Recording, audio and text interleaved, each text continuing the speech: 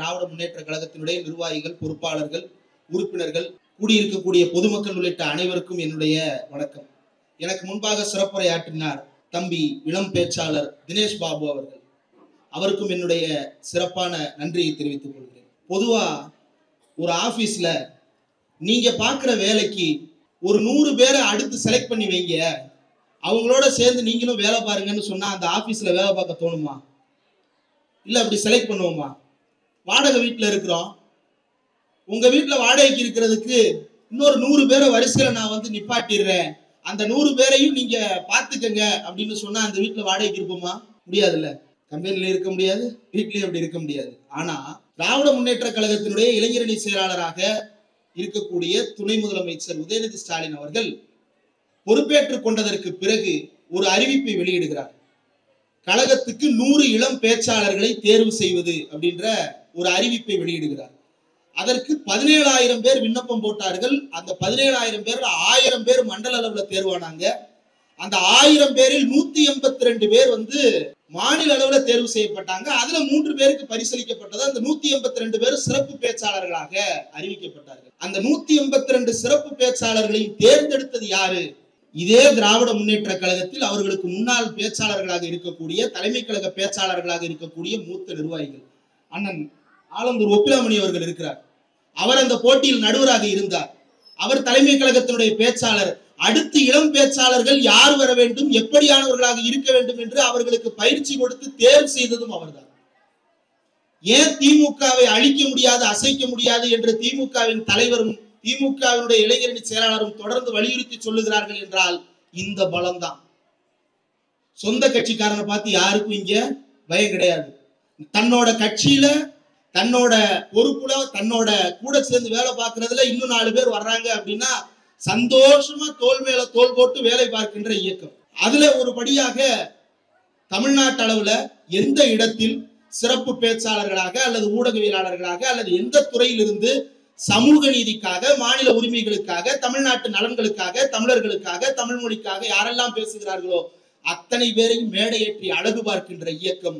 அந்த வரிசையில் நான் கழகத்தினுடைய உறுப்பினர் கிடையாது, அதனால் நான் தலைமை கழக பேச்சாளரும் கூட கிடையாது. ஆனால் என்னை தலைமை கழக பேச்சாளர் என்றே நினைத்து எனக்காக இவ்வளவு தூரம் வரவேற்பை கொடுத்திருக்கக்கூடிய இந்த மக்களுக்கு என்னுடைய நன்றியை நான் தெரிவித்துக் கொள்கிறேன். நீங்க தலைமை கழக பேச்சாளர் போடலனாலும் சமூக வலைதளத்துல ஊடகவியலாளராக இருக்கக்கூடிய என்னை பார்த்து எல்லோரும் எழுதக்கூடிய வார்த்தை அதுவாகத்தான் இருக்கிறது. கழக ஊப்பி 200 ரூபாய்க்கு பேசுறாங்க அப்படின்லாம் எழுதிட்டு தான் இருக்கிறாங்க. அதனால அதை பற்றி கவலை இல்லை. நம்முடைய கொள்கை என்பது தமிழ்நாட்டின் நலன் என்னவாக இருக்கிறது, தமிழர்களுடைய நலன் என்னவாக இருக்கிறது என்றுதான். அந்த இடத்திலிருந்துதான் நான் இன்றைக்கும் இந்த மேடையில் உங்கள் முன்னால் பேசிக் கொண்டிருக்கிறேன். அண்ணன் மா சுப்பிரமணியன் அவர்கள் முன்னால் பேசினார். மருத்துவம் மற்றும் மக்கள் நல்வாழ்வுத்துறையுடைய அமைச்சர். அவருடைய தொகுதியில் நடக்குது, அவருடைய திட்டங்களை பத்தி பேசலாம் அப்படின்னு சில விஷயங்களெல்லாம் தயாரிச்சு வச்சேன். நீ என்ன தயாரிக்கிற, நான் பேசுறேன் பாருன்னு அவர் தனியா பட்ஜெட்டே வாசிட்டு போறாரு சைதாப்பேட்டை தொகுதிக்கு. அத்தனை திட்டங்களையும் மனப்பாடமாக விரல் நுனியில் வைத்து எத்தனை ரூபாய், எத்தனை கால் ரூபாய் வரைக்கும் செலவு பண்றத கணக்கு சொல்லிட்டு போறாரு. எதற்காக சொல்லுகிறார் என்றால், உங்களுக்கு பொறுப்புள்ள அமைச்சராக, உங்களுக்கு பொறுப்புள்ள தொகுதியினுடைய உறுப்பினராக செயல்படுகிறேன் என்பதை உங்கள் முன்னால் அவர் நிரூபித்து விட்டு போயிருக்கிறார். இதுதான் மக்களிடம் செல், மக்களிடம் பணியாற்று, மக்களுக்கு என்ன வேண்டுமோ அதிலிருந்து உன்னுடைய வேலையை தொடங்கு என்று அண்ணா சொன்னாரே, அந்த இடத்திலிருந்து இதை நாம் புரிந்து கொள்ள வேண்டும். பனையூரில் பங்களாவை வைத்துக் கொண்டு இங்கே இருக்கக்கூடிய மக்களை வேனில் பிடித்து ஏற்றி கொண்டு போய் அங்கே வைத்து நிவாரணம். ஏங்க, இந்த பகுதி எனக்கு தெரிந்து தாழ்வான பகுதி தான். மழை பெய்யும் போது தண்ணி உள்ள வந்திருக்கும் தான் நினைக்கிறேன்.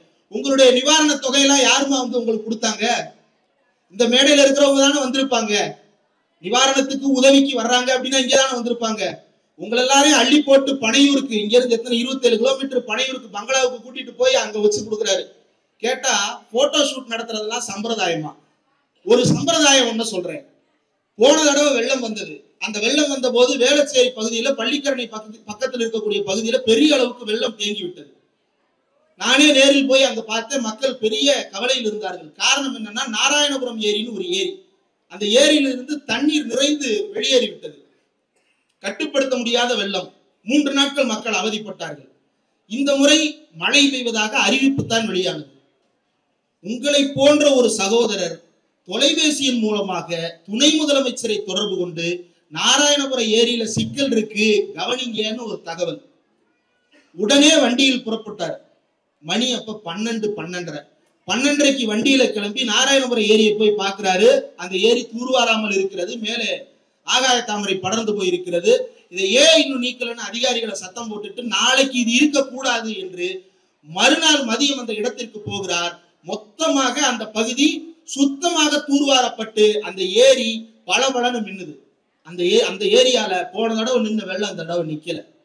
அந்த தொகுதியினுடைய மக்கள் நன்றி சொல்லுகிறார்கள்.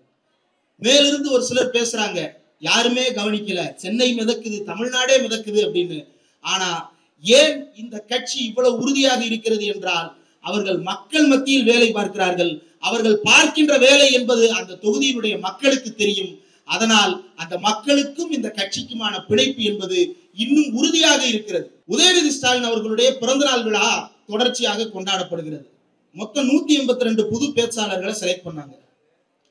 182 பேரு தமிழ்நாடு முழுக்க எல்லா மாவட்ட கழகங்களும் அறிவிச்சிட்டாங்க எத்தனை கூட்டங்கள் நடத்த போறோம் அப்படின்னு. 10 நாள், 15 நாள், 30 நாள்னு அறிவிச்சிட்டாங்க. ஆனா மற்ற இடங்கள்ல எல்லாம் ஒரு நாளைக்கு ஒரு கூட்டம் தான். மா சுப்பிரமணியம் அவர்கள் 182 பேரையும் பேச வைக்கணும். அன்னை 182 பேர் பேசுறதுன்னா ஒரு வருஷம் ஆகும். ஒரு நாளைக்கு 5 கூட்டமா? ஆமா, நடக்கு 5 கூட்டங்கள் ஒரு நாளைக்கு. 182 இளம் பேச்சாளர்கள், 182 ஏற்கனவே இருக்கக்கூடிய பேச்சாளர்கள், ஊடகவியலாளர்கள் உள்ளிட்டவர்கள் அத்தனை பேரையும் சேர்த்து தொடர்ச்சியாக 182 கூட்டங்கள் 31 நாட்கள் இந்த நிகழ்ச்சி நடந்து கொண்டிருக்கிறது.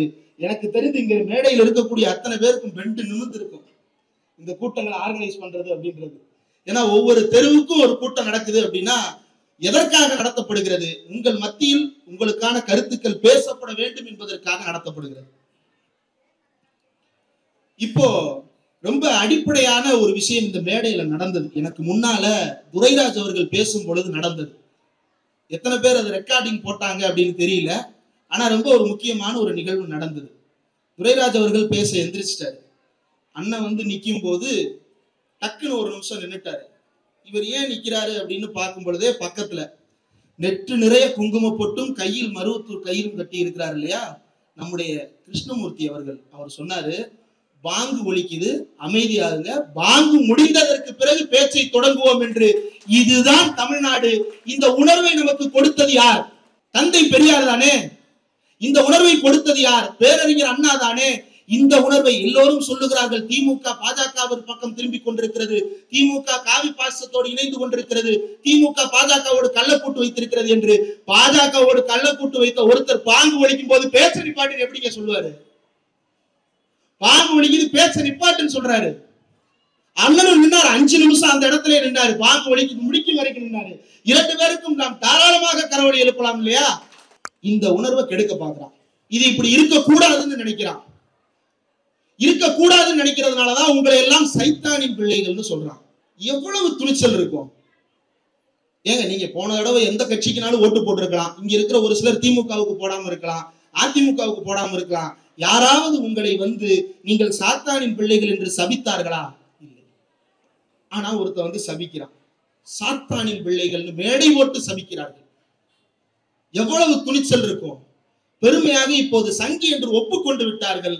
சந்தோஷம். இதைத்தானே 10 வருஷமா நாங்களும் சொன்னோம், இப்ப நீயே ஒத்துக்கிட்டியா? பனையூரில் இருந்து ஒரு குரூப் கிளம்பி வந்திருக்கிறார்கள். பாசிசமா பாயாசமா என்று நாம் எல்லோருக்கும் நன்றாக தெரியும். இது மாதிரி மசூதி பள்ளத்தில் வைத்து ஒரு கூட்டத்தை இந்தியாவில் வேறு எந்த மாநிலத்திலும் இந்த கருத்துக்களை பேசி நடத்த முடியாது. வேறு எந்த மாநிலத்திலும் நடத்த முடியாது. அப்படி கூட்டம் நடத்தினால் என்ன நடக்கும் தெரியுமா? இப்ப இந்த கூட்டத்தை ஷேக் தாவூத் ஒருங்கிணைக்கிறாரு. இதே ஷேக் தாவூத் உத்தரப்பிரதேசத்துல காசியாபாத்ன்ற ஒரு ஊர்ல இதே கூட்டத்தை மசூதிக்கு பக்கத்துல ஆர்கனைஸ் பண்ணி இருந்தாருன்னா, ஆனா உங்க வீடு எதுன்னு அந்த வீடு இவர் வீட்டுக்கு போகும்போது இருக்காது.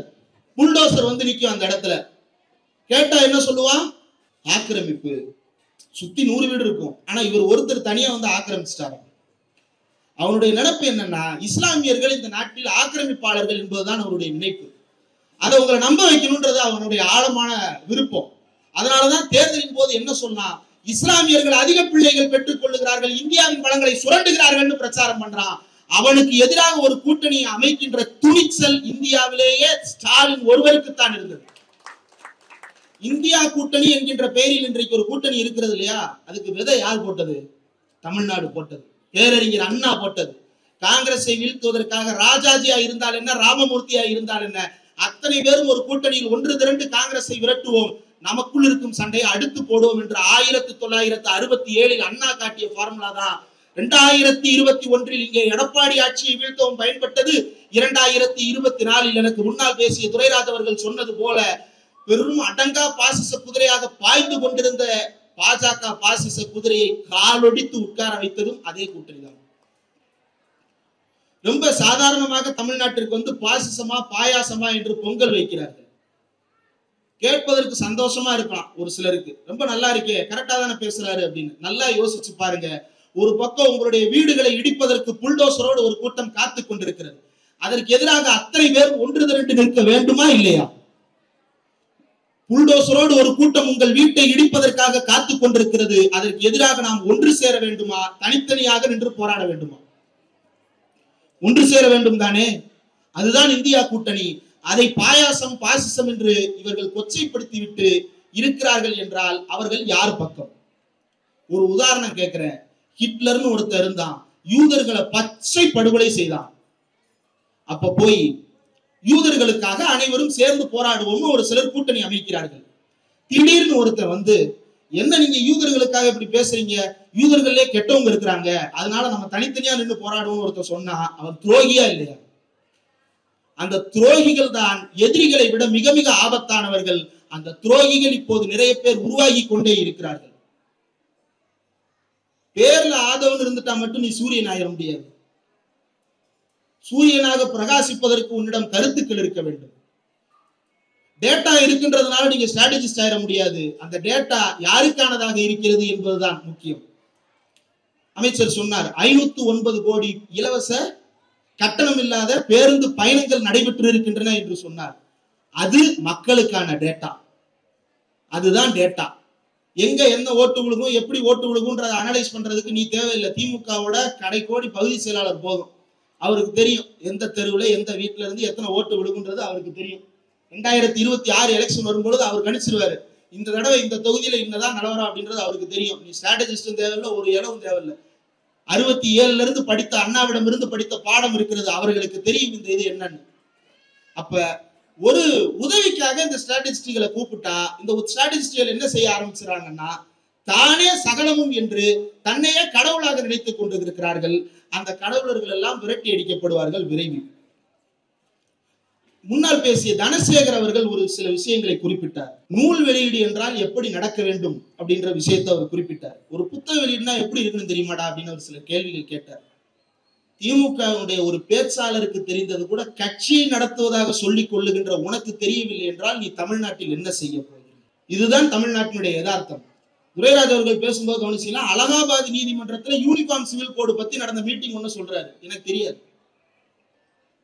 நான் டெய்லி டிபேட்டுக்கு போறேன், டெய்லி என்னுடைய சேனல்ல பேட்டி எடுக்கிறேன், டெய்லி நான் 4 பேருக்கு பேட்டி கொடுக்குறேன். அலகாபாத்ல யூனிஃபார்ம் சிவில் கோடை பத்தி ஒரு மீட்டிங் நடந்திருக்கு. அங்க ஒரு யாதவ்ன்ற ஒரு எம்பி, ஒரு ஜட்ஜி வந்து இந்த கருத்தை பேசியிருக்கிறாருன்னு அவர் சொல்றாரு. எப்படி சொல்ல முடியுது? இந்த நாட்டில் என்ன நிலவரம் நடந்து கொண்டிருக்கிறது என்பதை திமுகவினுடைய கடைக்கோடி தொண்டரும் உற்று நோக்கி கண்காணித்துக் கொண்டிருக்கிறார்கள். இதுதான் யதார்த்தம். இந்த யதார்த்தத்தை புரிந்து கொண்டால் மட்டும்தான் நமக்கு சில விஷயங்கள் விளங்கிக் கொள்ள முடியும். ஏன் இதை சொல்லுகிறேன் என்றால், நாடு முழுவதும் காவி ஒன்று மடக்கி நினைக்கும் மோடி அரசை வீட்டுக்கு அனுப்ப வா அப்படின்ற வசனம் வந்து யார் சொன்னதுன்னா, 2018 ஆகஸ்ட் செப்டம்பர் மாதங்கள்ல முதலமைச்சர் மு க ஸ்டாலின் அன்றைக்கு திமுகவினுடைய செயல் தலைவர், திமுகவினுடைய தலைவராக பொறுப்பேற்றுக் கொண்ட மேடையில் சொன்னது, நாடு முழுவதும் காவி வண்ணம் அடிக்க நினைக்கும் மோடி அரசை வீட்டுக்கு அனுப்ப வா உடன்பிறப்பே அப்படின்னு அழைத்தார். அந்த அழைப்பிலிருந்து இப்போது வரைக்கும் பின்வாங்கவில்லை. பின்வாங்கி விடுவார்கள் என்று சொன்ன போதுதான் இங்கு உதயநிதி ஒரு செங்கல்லை எறிந்தார். அந்த செங்கல் டெல்லியின் செங்கோட்டையை அசைத்து பார்த்தது. அந்த செங்கல் மோடியுடைய கோட்டையை உடைத்து எரிந்தது. அந்த செங்கல் RSS கண்ணாடி கோட்டையை தகர்த்து சுக்குநூறாக்கியது. ஏன்? சனாதனத்தை ஒழிப்பேன் என்று அவர் சொன்னார். புதிய கல்விக் கொள்கையை ஏற்றுக்கொள்ள மாட்டேன் என்று அவர் சொன்னார். விஸ்வகர்மா திட்டம் என்கின்ற பெயரில் நம்ம வீட்டு பிள்ளைகளை குலத்தொழில் பண்ண வைக்கிறான், அந்த குலத்தொழிலை ஏத்துக்கிட மாட்டேன்னு உறுதியாக நின்றார்கள். அத்தோடு சேர்த்து கட்சியையும் ஆட்சியையும் பலமாக வைத்திருக்கிறார்கள். இதற்கு கூட்டணி கூடுதல் பலமாக இருக்கிறது என்பது அவர்களுக்கெல்லாம் பெரிய எரிச்சலை கொடுத்திருக்கிறது. அதை எப்படியாவது உருவி பார்க்கணும்னு பாக்குறான். இந்த கூட்டணியை உடைச்சரணும் அப்படின்றதுல உறுதியாக இருப்பதற்கு காரணம் என்ன அப்படின்னா, இது கூட்டணியினுடைய பலம் என்பது அல்ல, இது பெரும் திரட்சியாக உருவாகிறது. இதற்குள்ள இன்னும் 4 பேர் வந்து சேர்ந்துருவாங்க போல, இது இன்னும் பலமானதாக மாறிடும் போல என்ற பயம் அவர்களுக்கு வர தொடங்கி இருக்கிறது. அந்த பயத்தினுடைய வெளிப்பாடுதான் இன்றைக்கு பல்வேறு போலி குதிரைகளை உலாவ விட்டிருக்கிறார்கள். அந்த போலி குதிரைகள் தான் இன்றைக்கு பாசிசமா பாயாசமா என்று நம்மிடமே வந்து பாடம் நடத்தி கொண்டிருக்கிறார்கள். கலைஞர் எவ்வளவு ஜனநாயகவாதியாக இருந்தால் தன்னுடைய மேடையிலேயே தன்னை கட்டாயப்படுத்தி கூட்டி வந்தார்கள் என்று அஜித் பேசுவதற்கு இடமளித்திருந்தார். ஞாபகம் இருக்கா? அஜித் ஒரு மேடையில பேசினாரு. அல்டிமேட் ஸ்டார் அஜித் குமார் மேடையில பேசுறாரு. என்ன பேசினார்? ஐயா என்னை கட்டாயப்படுத்துறாங்கன்னு சொன்னாரு. அதற்கு மறுநாள் யாரும் அவரை போய் தாக்கல, யாரும் அவரை கட்டாயப்படுத்தல. அவர் சொல்லிட்டு தைரியமா சொன்னாரு, அதற்கு பிறகும் யாரும் என்னைய அதற்கு பிறகு தொந்தரவு செய்யலன்றதையும் சொல்றாரு. ஆனா இன்னொருத்தர் இருக்கிறார், கொடநாட்டுக்கு போனார், கைகட்டி நின்னார், வேண்டி விரும்பி கேட்டார், எத்தனை நாள் காத்திருந்தாருன்னு தெரியல. அதுக்கப்புறம் அம்மா மன்னிச்சிருங்க அப்படின்னு மன்னிப்பு கேட்டு ஒரு வீடியோ போட்டார். ராமருக்கு அணில் போல உங்களுக்கு உழைப்பேன்னு சொன்னார். அதற்கு பிறகுதான் விமோசனம் கிடைத்தது, நேரில் போய் பார்ப்பதற்கு வாய்ப்பு கிடைத்தது. இதற்கு பிராயச்சித்தமாக அந்த தேர்தல்ல உங்களுக்கு ஆதரவு தெரிவிக்கிறோம்னு வேற அறிவிப்பு. இதெல்லாம் எதுக்கு? டைம் டு லீடுன்னு ஒரு படத்துக்கு தலைப்பு வச்சிருக்காங்க. தன்னுடைய மேடையிலேயே தன்னுடைய கட்சியினர் மீதான விமர்சனத்தை வைத்த அஜித் குமாரை அனுமதித்த கலைஞர் என்னும் ஜனநாயகவாதி எங்கே? நீங்க கேக்குறீங்களா பாயசமா பாயாசமானு? கையை கட்டி நின்னீங்க இல்லையா கொடநாட்டுல? அந்த பாயாசம் இனிப்பாக இருந்ததா? அந்த பாயாசம் சுவையாக இருந்ததா? அப்போது அது என்ன பாயாசம் என்று புரியவில்லையா? புரியலன்னா இன்னொன்னு சொல்றேன். புலின்னு ஒரு படம் நடிச்சீங்க. அந்த படம் நடித்ததற்காக உங்களுக்கு சம்பளம் கொடுக்கப்பட்டது. 16 கோடி ரூபாய் அக்கௌண்டில் கொடுக்கப்பட்டது. 4,96,00,000 ரூபாய் கையில கொடுத்ததா ப்ரொடியூசர் வாக்குமூலம் கொடுத்துட்டாரு. இந்த பக்கம் ரைடு, நான் அப்படி எதுவும் வாங்கலன்னு. அதற்கு பிறகு 1.5 கோடி ரூபாய் அபராதம் போடுறாங்க, இன்கம் டாக்ஸ். கோர்ட்டுக்கு போறாரு. கோர்ட்டு கடைசியில அந்த 1.5 கோடி அபராதத்தை நிப்பாட்டி வச்சிருச்சு. அப்புறம் என்னப்பா அவர் மேல தப்பு இல்லைன்னு நீங்க நினைக்கலாம்.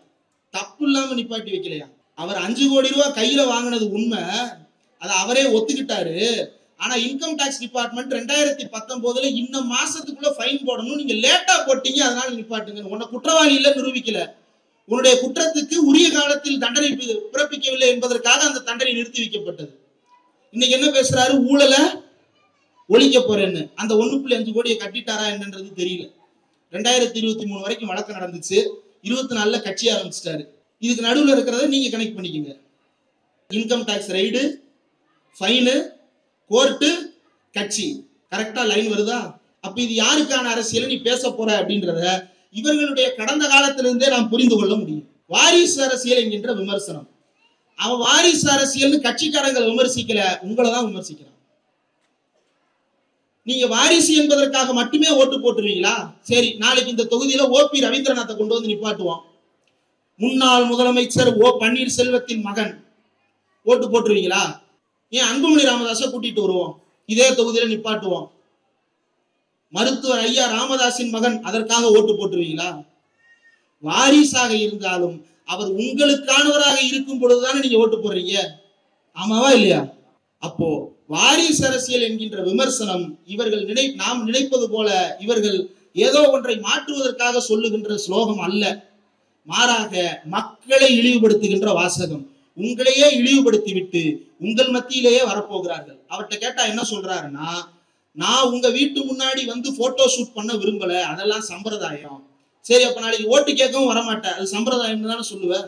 ஓட்டு கேட்க வர்றது சம்பிரதாயம் தானே சொல்லுவேன். சரி, நாளைக்கு ஒருவேளை ஜெயிச்சு தெரியாதனமா முதலமைச்சர் ஆயிட்டேன்னு வச்சுப்போம், சட்டமன்றத்துக்கெல்லாம் போறது சம்பிரதாயம், அதெல்லாம் போக மாட்டேன்னு சொல்லிடுவியா? இல்ல எம்எல்ஏ ஆகிதான் சட்டமன்றம் போகணுமா, அது சம்பிரதாயமா இருக்கே, டைரக்டா கோட்டைக்கு போறதுக்கு வழி இல்லையா? அந்த கதவை திறந்து வச்சா நான் வந்து உட்காந்துக்கிடுவேனே, அது ஒண்ணுதான் இன்னும் கேட்கலவீங்க. கதவை திறந்து வைங்க, நான் வந்து உட்காரணும்னா சேர வாங்கி பங்களா வாசல்ல உட்காருங்க. கோட்டைக்குள்ள உட்காருவதற்கு மக்கள்கிட்ட வந்து ஓட்டு கேட்கணும். அந்த ஓட்டு கேட்கிற திராணி இருந்தா மக்கள்கிட்ட வர்றவன் சம்பிரதாயம்னு சொல்ல மாட்டான். அந்த ஓட்டு கேட்கிற திராணி இருக்கிறவன் சாத்தானின் பிள்ளைகள்னு சொல்ல மாட்டான். அந்த ஓட்டு கேட்கிற திராணி இருக்கிறவன் தன்னை சங்கின்னு பெருமையா சொல்லிட மாட்டான். அப்போ இந்த அடிப்படைகளை நாம் புரிந்து கொள்ள வேண்டும். என்ன இடத்திலிருந்து நாம் வாழ்ந்து கொண்டிருக்கிறோம், சமூகத்தில் யதார்த்தம் என்னவாக இருக்கிறது என்பதை எல்லாம் அடிப்படையில் நாம் புரிந்து கொள்ள வேண்டும். நாடாளுமன்றத்துல 40 உறுப்பினர்கள் போயிருக்கிறீங்களே, என்ன செஞ்சீங்க அப்படின்னு கேட்கிறாங்க. தமிழ்நாட்டுல 39 உறுப்பினர்கள், பாண்டிச்சேரியை சேர்த்தா 40 பேர் நாடாளுமன்றத்துக்கு போய் என்ன செஞ்சீங்க அப்படின்னு கேட்கிறாங்க. வக்ஃபு வாரிய மசோதான்னு ஒரு மசோதா, அந்த மசோதாவை இஷ்டத்துக்கு நிறைவேற்றி கொண்டிருந்தது ஒரு அரசு. இப்ப மதுரை அரிட்டாப்பட்டியில ஒரு சுரங்கம் தோண்ட போறான். யாருக்கு தெரியும்? எடப்பாடி பழனிசாமி அவர்கள் காலத்து ஃபைல்களை தோண்டி பார்த்தா இந்த மசூதிக்கு கீழே ஏதோ ஒன்று இருக்கு, அது ஆய்வு செய்யறது கையெழுத்து போட்டாலும் போட்டு வச்சிருப்பாரு. தெரியல, ஏன்னா அவர் என்ன ஃபைலுக்கு கையெழுத்து போடுறாருன்றது அவருக்கே தெரியல. தனசேகரன் தெளிவா சொன்னாரு. என்ன சொன்னாரு? ஒன்றிய அரசாங்கத்தின் நாடாளுமன்றத்துல தம்பித்துறை ஒரு மசோதாவுக்கு ஒப்புதல் கொடுத்துட்டு வந்திருக்கிறாரு, அந்த மசோதாவின் பேர்ல தான் இங்க சுரங்கம் தோன்றாங்கன்றத அவர் சொன்னாரு. அவர் சொல்றாரு, ஆனா அது எடப்பாடி பழனிசாமி தெரியல. தெரியாம நாடாளுமன்றத்தில் என்ன சொல்றாருன்னா, அந்த மசோதா எப்படி நிறைவேறியது அப்படின்னு சட்டமன்றத்தில் வந்து கேட்கிறாரு எடப்பாடி. அந்த மசோதாவுக்கு கையெழுத்து போட்டதால் தானே இங்க சுரங்கம் வருது, அந்த மசோதா எப்படி நிறைவேறுச்சு அப்படின்னு முதலமைச்சரை பார்த்து கேட்கிறாரு. அதை எங்க அங்க பார்த்து கேட்கறீங்க, பின்னாடி திரும்பி தம்பித்துறை பார்த்து கேளுங்க. அவர் தான் ஓட்டு போட்டு வந்தாரு. திமுகவின் தலைமை கழக பேச்சாளர் சொல்றாரு, நீங்க என்ன சட்டத்துக்கு கையெழுத்து போட்டு வந்தீங்கன்னு. ஆனா ஒரு எதிர்கட்சி தலைவர், அவரு ஒரு எதிர்கட்சி தலைவர், அவருக்கு தெரியல இந்த மசோதாவுக்கு நாம தான் கையெழுத்து போட்டோம். அந்த மதுரையில் இருக்கக்கூடிய இன்னைக்கு நாடு முழுக்க மசூதியை தான் தோண்டிட்டு இருக்கிறான். என்னன்னு தோன்றான்? உள்ளுக்குள்ள சிவலிங்கம் இருக்கான்னு கண்டுபிடிக்க போறேன் அப்படின்னு தோன்றான். சரி, கோயில்லாம் உனக்கு அவ்வளவு பிடிக்கும் இல்லையா? அரிட்டாப்பட்டியில டங்ஸ்டன் தோன்றதுக்கு அனுமதி கொடுத்தாங்கல்ல, 2300 ஏக்கர், அதுல 15 கோயில் இருக்கு. பழங்கற்கால கோயில், பழங்கற்கால சின்னங்கள் அதில் இருக்கிறது. 300 ஆண்டுகள் பழமையான சிவன் கோயில் அதில் இருக்கிறது. பாதுகாக்கப்பட்ட வனப்பகுதி பெருமாள் மலை அதில் இருக்கிறது. அவ்வளவையும் தாரை வார்த்திருக்கிறார் யார்? நம்முடைய மாண்புமிகு எதிர்க்கட்சி தலைவர் எடப்பாடி பழனிசாமி அவர்கள். தாரை வார்த்து விட்டு இன்றைக்கு என்ன சொல்லுகிறார்? ஆமாமா, நான் சட்டத்தை ஆதரிச்சது உண்மைதான், ஆனா மதுரையில தோன்றதுக்கு ஆதரிக்கல. கல்யாணம் என்னமோ நடந்துருச்சு, ஆனா பிள்ளைக்கும் கல்யாணத்துக்கு சம்பந்தம் இல்லை. இது எப்படி இருக்கு? அப்படித்தானே இருக்கு. சட்டத்துக்கு கையெழுத்து போட்டது நான் தான், ஆனா அந்த சட்டத்தை வச்சு மதுரையில தோன்றதுக்கு நான் ஒப்புதல் கொடுக்கல. இது என்ன மாதிரியான போங்காட்டம்? யாரை கேலி பொருளாக்கி கொண்டிருக்கிறார்கள் இவர்கள்? இந்த அடிப்படைகளில் இருந்துதான் நாம் தமிழ்நாட்டு அரசியல் எப்படியானதாக இருக்கிறது என்பதை உணர்ந்து கொள்ள வேண்டும். அந்த உணர்வில் இருந்துதான் நம்முடைய தமிழ்நாடு எப்படிப்பட்டதாக இருக்கிறது என்பதை நாம் அடுத்த தலைமுறைக்கு கடத்த வேண்டும். தினேஷ் பாபு அவர்கள் பேசும்போது பாதம் பாதுகாப்போன்ற திட்டத்தை சொன்னார் இல்லையா? அமைச்சர் மா சுப்பிரமணியம் அவர்களும் சொன்னார். இன்னைக்கு இல்ல, 1971 இருந்து கண்புரை அறுவை சிகிச்சை முகாம், கண்புரை அறுவை சிகிச்சை முகாம் திண்ணைதோறும் வந்து வீட்டுக்கு உட்கார்ந்து இருக்கிற கண் பார்வை இழந்த மக்களை எல்லாம் கூட்டிட்டு போய் முகாமில் வச்சு அறுவை சிகிச்சை நடத்தினார் கலைஞர். பள்ளிக்கூடத்துல ஞாபகம் இருக்கா? நம்ம எல்லாம் படிக்கும் போது கண்ணு பவர் இருக்கான்னு டெஸ்ட் பண்ணி கண்ணாடி கொடுக்கறதுக்கு ஒரு குரூப் வருவாங்களே டீச்சர்களுக்கு. அது யார் கொண்டு வந்த திட்டம்? கலைஞர் கொண்டு வந்த திட்டம். கடந்த 10 ஆண்டுகள்ல சென்னையில் இருக்கக்கூடிய மாநகராட்சி பள்ளிகளில் படித்த பிள்ளைகளுக்கு தெரியும், சானிட்டரி நாப்கின் கொடுக்கிறது தமிழ்நாடு அரசாங்கம். இன்றைக்கும் கண் பார்வை அறுவை சிகிச்சையிலிருந்து அத்தனையும் தமிழ்நாடு அரசு செய்து கொண்டிருக்கிறது. உச்சகட்டமாக சுகர் பேஷண்ட்டுக்கு காலில் புண்ணு வந்து அவதிப்படுறாங்க, அவங்களுக்கு நாம பாதம் காப்போன்ற திட்டத்தை தொடங்கணும் அப்படின்றது தமிழ்நாடு அரசு கொண்டு வந்திருக்கிறது. எத்தனை பேர் சர்க்கரை நோயாளிகள் இருக்கீங்கன்னு தெரியல. உங்களுடைய பாதங்களில் அதனால் பாதிப்பு ஏற்படுகிறது, உங்களுடைய கால்களில் அதனால் பாதிப்பு ஏற்படுகிறது, புண் வருகிறது, ஆறாமல் இருக்கிறது என்றால் அமைப்பாளர்களை தொடர்பு கொள்ளுங்கள். அந்த திட்டத்தில் நீங்கள் சேர்ந்து பலன் பெறலாம். இதயம் காப்போம் திட்டத்திலிருந்து பாதம் காப்போம் திட்டம் வரைக்கும் தமிழ்நாடு அரசு செயல்படுத்தி கொண்டிருக்கிறது. எதற்காக செயல்படுத்தி கொண்டிருக்கிறது? தன் வீட்டு மக்கள் நன்றாக இருக்க வேண்டும் என்பதற்காக செய்து கொண்டிருக்கிறது. மக்கள் மீதான நம்பிக்கை இல்லாத ஒரு அரசு இதை எந்த காலத்திலும் செய்ய முடியாது. உங்களுடைய பாதத்தில் வருகிற புண் முதலமைச்சருடைய மனதை பாதிக்கிறது. அதற்கு ஒரு திட்டம் கொடுக்கிறார் என்றால் இதுதான் தமிழ்நாடு. மக்களை புரிந்து கொண்ட ஒரு அரசாங்கம் நடக்கிறது இல்லையா? இதுதான் தமிழ்நாடு அரசாங்கம். இந்த அரசைத்தான் இவர்கள் பாசிசமா பாயாசமா என்று குறை கூறி கொண்டு ஓடி வருகிறார்கள். இங்கு காலம் காலமாக புறையோடி போயிருக்கின்ற இந்த சாதிய கொடுமைகளுக்கு காரணம் என்ன? பார்ப்பனியம். அந்த பார்ப்பனியம்ன்ற வார்த்தையவே அவங்க பேச மாட்டாங்க. அம்பேத்கர் நூல் வெளியிடுங்க, அம்பேத்கர் நூல் வெளியிட்டு விழா. இது எப்படி இருக்குன்னா, ஹிட்லரை கண்டித்து ஒரு கூட்டம், அதுல ஆனா யூதர்ன்ற வார்த்தையே பேச மாட்டேன் அப்படின்னு ஒருத்தர் பேசுறான்னா எவ்வளவு பெரிய பைத்தியக்காரனா இருக்கும்.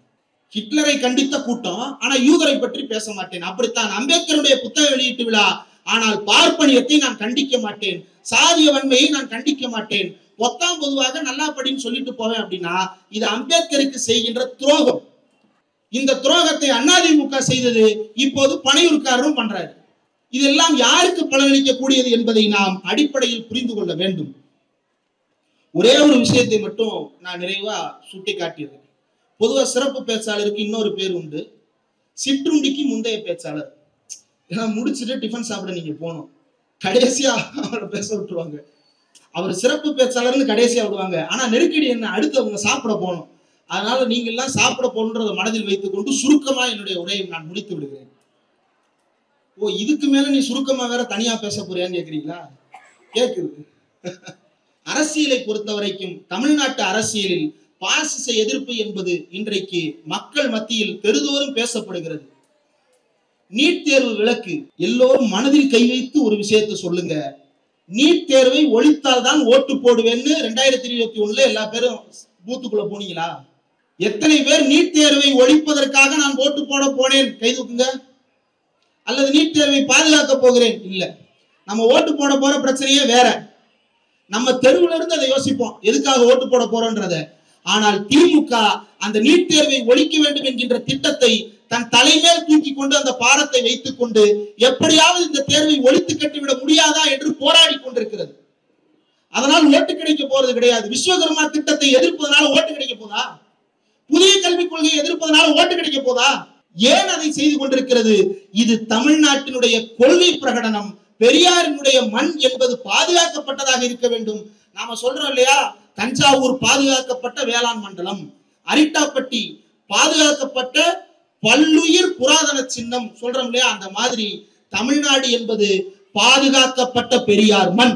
இந்த பாதுகாக்கப்பட்ட பெரியார் மண் இன்னும் பாதுகாப்பானதாக இருக்க வேண்டும் என்பதற்காக விஸ்வகர்மா திட்டம் எதிர்க்கப்படுகிறது, நீட் தேர்வு எதிர்க்கப்படுகிறது.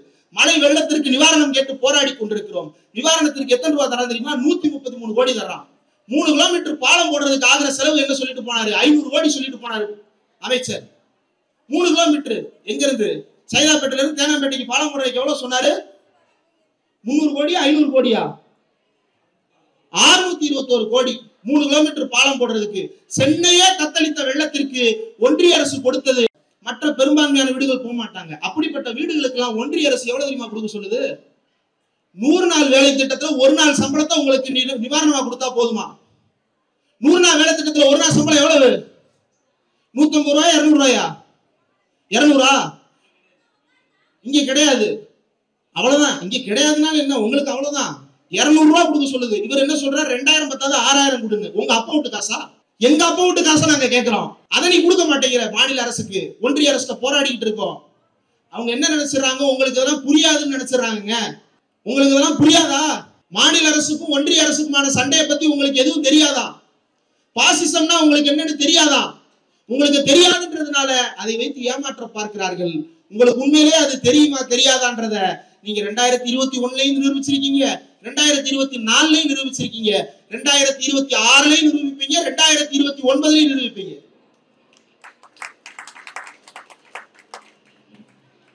அரசியல் தமிழ்நாட்டில் எப்படி திட்டமிடப்படுகிறதுனா, இஸ்லாமியர் எல்லாத்தையும் ஒரு பக்கம் பிரிச்சு விட்டுறணும், தலித் மக்கள் எல்லாரையும் ஒரு பக்கம் பிரிச்சு விட்டுறணும், நடுவுல சாதி வெறியை ஊக்குவிக்கணும். இதன் மூலமாக தன்னை ஓட்டு அறுவடை செய்து கொள்ளலாம் என்று பாஜக திட்டம் போட்டுக் கொண்டிருக்கிறது. அந்த திட்டத்துக்கு துணை போகிறவர்களாகத்தான் தமிழ்நாட்டின் பனையூரில் இருந்து ஒரு கூட்டம் வருகிறது. அதே ஈசிஆர்ல பக்கத்துல 2 தெரு தள்ளி இன்னொரு பங்களா இருக்கு. அவர் பாவம் மாசம் வருமானமே கிடையாது, 3 லட்சம் ரூபாய் காசை கொடுத்து ஈசிஆர்ல பங்களா வாடகைக்கு எடுத்து வச்சிருக்கிறாரு. 1 லட்சம் ரூபாய் செலவு பண்ணி 3 நாய் வளர்க்குறாரு. மாசம் 3 டயட்டா கார் வேற வாங்கியிருக்கிறாராம் ஒய்ஃபுக்கு சேர்த்து. மாசத்துக்கு 10 லட்சம் செலவு பண்றாங்க. கேட்டா நாங்க திரள் நிதி. எவ்வளவுப்பா திரட்டுவ? இந்த தொகுதி முழுக்க போய் திரட்டினாலும் மாசம் 10 லட்சமா திரட்டிட முடியும் பகுதி செயலாளரால. ஆனா அவங்க திரட்டுறாங்க, இந்தியா முழுக்க திரட்டுறேன்ற பேர்ல திரட்டுறாங்க. எங்கிருந்து வருது காசு? அப்போ உனக்கு ஸ்பான்சர் பண்றது யாரு? இன்னைக்கு சங்கின்னு வேற ஓப்பனா ஒத்துக்கிற. அப்ப இவர்களின் மூலமாக தமிழ்நாட்டில் வாக்காளர்களை கூட்டம் கூட்டமாக சிதறடிக்கின்ற வேலை நடக்கிறது. இந்த கூட்டம் கூட்டமாக சிதறடிக்கின்ற வேலைகளுக்கு நாம் பலியாகி விடக் கூடாது. உங்களுக்கு பிரச்சனை இருக்குன்னா இந்த மேடையில இருக்கிறவங்களை நீங்க நேர்ல போய் பார்த்து கேட்கலாம். அவர் என்ன தெரியுமா சொல்லுவாரு? பனையூருக்கு வந்துருங்களேன், அந்த பங்களாவுக்கு 28 அடி 22 அடிக்கு கேட்டு. உங்க வீட்டுல எல்லாம் அவ்வளவு கேட்டு போட்டிருக்கீங்களா? 40 அடி இருக்கும். ஆனா இவங்களை வீட்டு வாசல்ல போய் நீங்க கேட்கலாம், அண்ணா அண்ணா அப்படி ஆயிடுச்சு அப்படின்னு நீங்க கேட்கலாம். இதுதான் திமுகவுக்கும் புதுசா வர்ற சில பாசிச கோமாளிகளுக்கும் இருக்கக்கூடிய வித்தியாசம். இந்த வித்தியாசத்தை மக்கள் நன்றாக புரிந்து வைத்திருக்கிறீர்கள். அதிலிருந்து நிறைவாக ஒரே ஒரு கருத்தை மட்டும் சொல்லி விடைபெற்றுக் கொள்ள விரும்புகிறேன். தமிழ்நாட்டினுடைய அரசியல் சூழ்நிலையை எப்படியாவது சேதாரப்படுத்த வேண்டும் என்பதற்காக தொடர்ந்து திட்டமிட்டுக் கொண்டிருக்கிறார்கள். அந்த திட்டம் அரங்கேறாமல் போவதற்கு முக்கியமான காரணம் ஒன்று இருக்கிறது. இன்னைக்கு திமுகவில் இருக்கக்கூடிய இளைய முகங்களுக்கு இணையான முகங்களை அதிமுகவில் பார்க்க முடியாது, பாஜகவில் பார்க்க முடியாது. ஏதோ தினேஷ் பாபு இருக்கிறாரு, வயசு என்னப்பா? 24 வயசுல அதிமுக எத்தனை பேச்சாளர் இருக்கிறாங்க? 24 வயசுல பாஜக எத்தனை பேச்சாளர் இருக்கிறாங்க? அதை விடுங்க, 24 வயசுல அந்த பனையூர் கட்சியில் எத்தனை பேர் இருக்கிறாங்க? அவங்க எல்லாம் 12 வயசுல இருக்கிறாங்க, இன்னும் பள்ளிக்கூடமே தாண்டல. இன்னும் 5 வருஷம் கழிச்சு ஓட்டு போட வரும்போது அவர் அரசியலே இருக்க மாட்டார், அது வேற விஷயம். இப்படித்தான் ஒரு கூட்டம் இயங்கி கொண்டிருக்கிறது. உதயநிதி ஸ்டாலின் போன்ற ஒரு முகத்தை இன்றைக்கு தமிழ்நாட்டில் இருக்கக்கூடிய எந்த கட்சியிலும் காட்ட முடியல. ஏன் முடியல அப்படின்னா, ஒரு கட்சியில கொள்கை இளமையாக இருக்கும் பொழுதுதான், தலைமுறை இளமையாக இருக்கும் பொழுதுதான் அந்த கட்சி இளமையாக இருக்கும். கட்சிக்கு கொள்கையே கிடையாது. என்ன கொள்கை தெரியுமா? அவங்க கொள்கை சோசியலிசமும் கேபிட்டலிசமும் சேர்ந்தது எங்க கொள்கை. அதுக்கு பேர் அண்ணாயிசம்னு வேற சொல்லிட்டார் அவரு. சோசியலிசம்னா என்ன, கம்யூனிசம்னா என்ன? தொழிலாளர்களுடைய போராட்டம், தொழிலாளர்களுடைய உரிமை. கேபிட்டலிசம்ன்றது முதலாளித்துவம். ரெண்டையும் சேர்த்தது அண்ணாயிசம்னு பேர் வச்சாரு. பேராசிரியர் அன்பழகன் சொன்னாரு, அதுக்கு பேர் பாசிசம் தான், கோமாளின்னு. அந்த கோமாளிகள் இன்றமும் இருக்கிறார்கள். இந்த பாசிசத்திற்கு எதிரான போராட்டத்தில் தமிழ்நாட்டிலிருந்து ஒரு தாவீது புறப்பட்டிருக்கிறார். தேம்பாவணின்னு ஒரு நாடகம் இருக்கு, ஒரு இலக்கியம் இருக்கு, படிச்சிருப்பீங்க பாட புத்தகத்துல. வீரமாமுனிவர்னு ஒருத்தர், எங்கிருந்தோ வந்தவர், தமிழ் படித்து அந்த கம்பனுக்கு இணையான ஒரு இலக்கியத்தை எழுதிட்டு போயிட்டாரு, தேம்பாவணின்னு. அதுல தாவீது கோலியாத்துன்னு 2 கேரக்டர் வரும். இஸ்ராவேலர்கள்னு ஒரு நாட்டை சேர்ந்தவர்கள் பெரிய படையோடு போய் நிக்கிறாங்க, போர் தொடுத்து எதிரி நாட்டின் வெளியில் நிற்கிறார்கள். ஆனால் எதிரி நாட்டில் இருந்து ஒரே ஒருத்தன் 9 அடி உயரம் 5 அடி அகலத்தோடு கோலியாத்துன்னு, அகலமான உருவம் நீங்க வேற வேற உருவங்களை நினைச்சு பாத்துறாங்க. கோலியாத்துன்னு ஒருத்த வந்து யாரா ஒண்டிக்கு ஒண்டி வாடான்னு தினமும் ஒருத்தனை கூப்பிட்டு பலி கொடுக்குறான். யாராலையும் முடியல.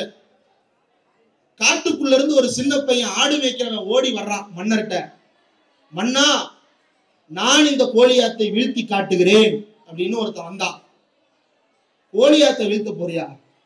கோலியாத்து சுண்டு விரல் சைஸ் இருக்க மாட்டேன், நீ எப்படா கோலியாத்தை வீழ்த்துவ அப்படின்னு கேள்வி கேட்கப்பட்ட. இல்லை, கர்த்தர் எனக்கு துணை செய்வார், நான் கோலியாத்தை வீழ்த்துவேன். அப்படியா? இதற்கு முன்பு கர்த்தர் உனக்கு துணை செய்திருக்கிறாரா? செய்திருக்கிறார். என்னென்ன செய்திருக்கிறார்? கர்த்தர் எனக்கு காட்டிற்குள் என்னை கொல்ல வந்த சிங்கத்தை அடிக்க துணை செய்தார், காட்டிற்குள் என்னை கொல்ல வந்த கரடியை அடிக்க துணை செய்தார், இந்த கோலியாத்தை வீழ்த்தவும் எனக்கு துணை செய்வார். சரி போ அப்படின்னு மன்னர் தன்னுடைய உடுப்புகளை சின்னூர்கிட்ட கொடுக்கிறாரு. அதை எப்படி பார்த்தோம்?